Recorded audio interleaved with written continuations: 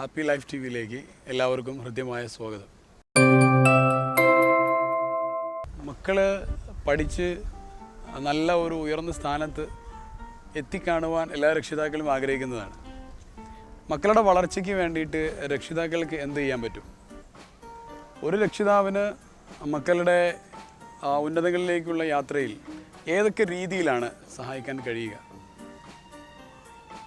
പല രക്ഷിതാക്കളും ചോദിക്കാറുണ്ട്, എൻ്റെ മകൻ അങ്ങനെയാണ്, എൻ്റെ മകൻ ഇങ്ങനെയാണ്, ഞാൻ എന്താണ് ചെയ്യേണ്ടത്?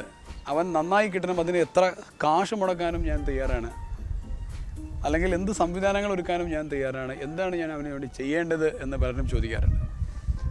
അതിന് വളരെ അർത്ഥവത്തായ ഒരു മറുപടിയാണ് ടോമിയുടെ കഥ.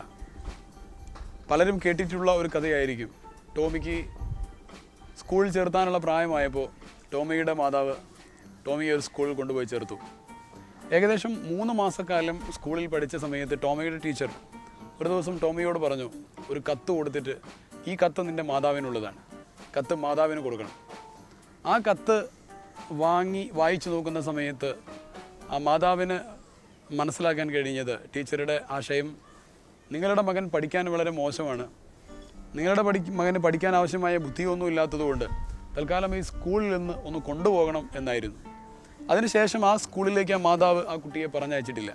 പക്ഷെ ആ മാതാവ് ഒരു കാര്യം ചെയ്തു, എൻ്റെ മകന് ആ സ്കൂളിലേക്ക് പോകാൻ കഴിയില്ലെങ്കിലും പറഞ്ഞയക്കാൻ പറ്റില്ലെങ്കിലും കുഴപ്പമില്ല, പക്ഷെ ഞാൻ അവനെ നിരീക്ഷിക്കും, എൻ്റെ മകൻ എന്ത് കഴിവാണുള്ളത് എന്ന ഒരു നിരീക്ഷണം നടത്തുവാൻ വേണ്ടി ആ മാതാവ് തീരുമാനിക്കുകയും അങ്ങനെ മകൻ്റെ ഓരോ കഴിവുകളും മകൻ്റെ ഓരോ പ്രവർത്തനങ്ങളും നിരീക്ഷിച്ചപ്പോൾ ആ മാതാവിന് ഒരു കാര്യം മനസ്സിലായി. ടോമി എന്ന് പറയുന്ന സ്കൂളിൽ നിന്ന് പുറത്താക്കപ്പെട്ട ഈ കുട്ടിക്ക് ഇൻവെൻറ്റീവ് മെൻറ്റാലിറ്റി എന്നൊക്കെ പറയുന്ന എന്തെങ്കിലും ഒരു പുതിയ വസ്തു കണ്ടുപിടിക്കുവാനും അന്വേഷിക്കുവാനുമുള്ള ഒരു പ്രത്യേകമായ താല്പര്യം ആ കുട്ടിയിലുള്ളതായിട്ട് കാണാൻ കഴിഞ്ഞു.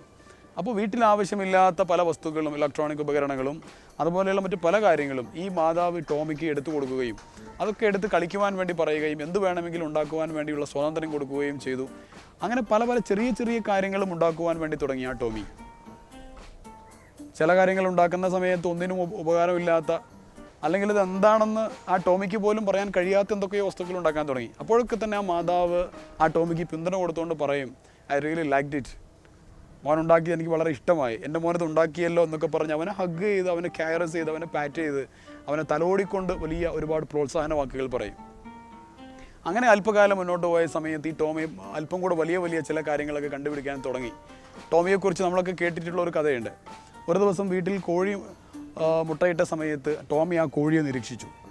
അപ്പോൾ ഏകദേശം 21-22 ദിവസം കഴിഞ്ഞപ്പോൾ ആ ഓരോ കോഴിമുട്ടയിൽ നിന്നും ചെറിയ ചെറിയ കുഞ്ഞുങ്ങളുണ്ടായി വിരിഞ്ഞു വരുന്നത് കണ്ട സമയത്ത് ടോമി ഒരു കാര്യം തീരുമാനിച്ചു, അടുത്ത തവണ കോഴിമുട്ടയിട്ട് കഴിഞ്ഞാൽ എനിക്ക് ചിലത് ചെയ്യാനുണ്ട്. അങ്ങനെ ടോമി അടുത്ത തവണ കോഴിമുട്ടയിട്ട സമയത്ത് ആ കോഴിയുടെ മുട്ടകളെല്ലാം എടുത്തുകൊണ്ട് പോയി ഒരു സ്ഥലത്ത് വെച്ച് അതിന് മുകളിൽ ഇങ്ങനെ കിടന്നു. അമ്മ ചോദിച്ചു, മോനെ നീ എവിടെയാ? അപ്പോൾ ടോമി പറഞ്ഞു, ഞാൻ ഈ മുട്ടകളെല്ലാം വിരിഞ്ഞിട്ടാണ് പുറത്ത് വരുള്ളൂ. മാതാവ് പറഞ്ഞു, യു മേക്ക് എ ട്രൈ, എൻ്റെ മോൻ ശ്രമിച്ചു നോക്കും, നടക്കുവാണെങ്കിൽ നടക്കട്ടെ, അല്ലെങ്കിൽ യു ജസ്റ്റ് ലീവ് ഇറ്റ്. അപ്പോൾ അല്പ ദിവസങ്ങൾ കഴിഞ്ഞപ്പോൾ ടോമിക്ക് മനസ്സിലായി ഈ മുട്ടകൾ വിരിയാൻ പോകുന്നില്ല. മാതാവ് അവനെ അക്സെപ്റ്റ് ചെയ്തു.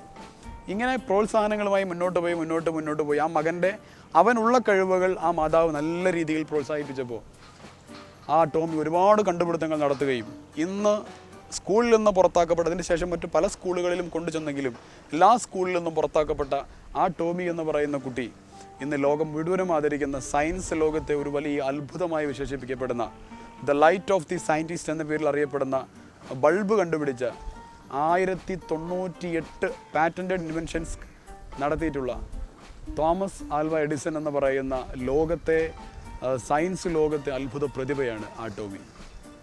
ഒരു മാതാവിൻ്റെ എല്ലാ അർത്ഥത്തിലുമുള്ള പിന്തുണ, മാതാവിൻ്റെ ആത്മാർത്ഥമായ പ്രോത്സാഹനത്തിന് എന്തൊക്കെ കാര്യങ്ങൾ ചെയ്യുവാൻ കഴിയും എന്നതിൻ്റെ ഒരു ഉത്തമ ഉദാഹരണമാണ് തോമസ് ആൽവ എഡിസണായി മാറിയതിൻ്റെ ഈ കഥ. എൻ്റെ ശബ്ദം ശ്രവിക്കുന്ന എൻ്റെ പ്രിയപ്പെട്ട മൈ ഡിയർ പാരൻസ്, കുട്ടികളിൽ എന്തില്ല എന്ന് നോക്കുന്നതിന് പകരം എന്തുണ്ട് എന്നാണ് നമ്മൾ നോക്കേണ്ടത്. നമ്മുടെ എല്ലാ മക്കളും എന്തെങ്കിലുമൊക്കെ കഴിവുകളാൽ അനുഗ്രഹിക്കപ്പെടാതെ ഈ ഭൂമിയിലേക്ക് ആരും വന്നിട്ടില്ല. അവരുടെ കഴിവുകൾ അവർ പലതും ചെയ്യുന്ന സമയത്ത് അതല്ല, അങ്ങനെയല്ല, ഇങ്ങനെയല്ല എന്ന് പറഞ്ഞ് ഓടിക്കുന്നതിന് പകരം മകൻ ചെയ്യുന്ന അവൻ്റെ വാസനകൾ തിരിച്ചറിഞ്ഞ് ആ മേഖലയിൽ പ്രോത്സാഹനം കൊടുത്തു കഴിഞ്ഞാൽ നമ്മുടെ വീട്ടിലുമുള്ള എഡിസന്മാരുണരും, നമ്മുടെ വീട്ടിലുള്ള ഐൻസ്റ്റീൻമാരുണരും, നമ്മുടെ വീട്ടിലുള്ള രാമാനുജന്മാരുണരും. അങ്ങനെ ഈ ലോകത്തിന്, നമ്മുടെ രാജ്യത്തിന്, നമ്മുടെ സംസ്ഥാനത്തിന് ഒരു വലിയ സംഭാവന കൊടുക്കുവാൻ നമുക്ക് സാധിക്കുന്നതായിരിക്കും. അങ്ങനെയുള്ള നമ്മുടെ മക്കളുടെ ശേഷികളെ തിരിച്ചറിയുവാൻ, അങ്ങനെ ലോകത്തിന് സംഭാവന ചെയ്യുവാൻ നമുക്ക് സാധിക്കട്ടെ എന്ന് ആശംസിച്ചുകൊണ്ട്, മക്കൾക്ക് വലിയ വിജയത്തിൻ്റെ ഭാവി നേർന്നുകൊണ്ട്, watch and subscribe Happy Life TV. Wish you all the best.